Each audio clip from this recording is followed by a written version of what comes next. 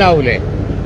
അപ്പോ ഈ രാജിയെ തുടർന്ന് MLA യുടെ രാജിയെ തുടർന്ന് ഇവിടെ ഉപതെരഞ്ഞെടുപ്പ് വന്നിരിക്കുകയാണ്. ഉപതെരഞ്ഞെടുപ്പ് വന്ന സാഹചര്യം വെച്ച് നോക്കുകയാണെന്നുണ്ടെങ്കിൽ മാറ്റം വേണം.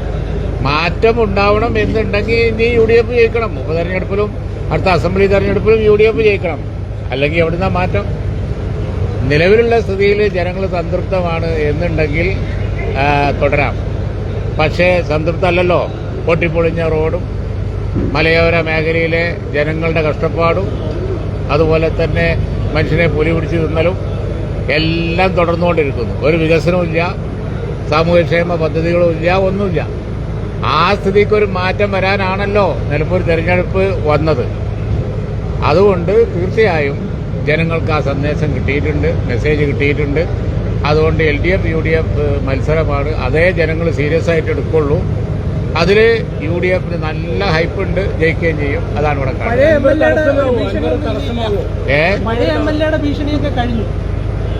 ഞാൻ LDF UDF മത്സരത്തെക്കുറിച്ചാണ് പറയുന്നത്. അല്ലാത്ത പല മത്സരങ്ങളും ഇവിടെ ഉണ്ട്, സ്ഥാനാർത്ഥികളുണ്ട്. അതിനെക്കുറിച്ചൊന്നും ഡിസ്കസ് ചെയ്യാൻ ഉദ്ദേശിക്കുന്നേ ഇല്ല.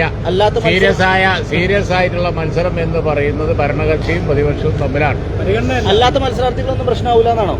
ഞാൻ പറയാനുള്ളത് ഞാൻ പറഞ്ഞു, നിങ്ങൾ പറഞ്ഞു കൊടുത്തോ? അല്ലാത്ത മത്സരങ്ങൾക്ക് വേറെ ലക്ഷ്യം ഉണ്ടാവില്ല. കാരണം പ്രധാനപ്പെട്ട വെല്ലുവിളി അല്ലെങ്കിൽ പ്രധാനപ്പെട്ട എതിരാളി. ഞാനൊരു കാര്യം പറയാം, ആ വക കാര്യങ്ങളൊന്നും പറയണ്ട. ഞങ്ങൾ തീരുമാനിച്ച ചോദിച്ചുകൊണ്ടിരിക്കണ്ട, വെറുതെയാണ്.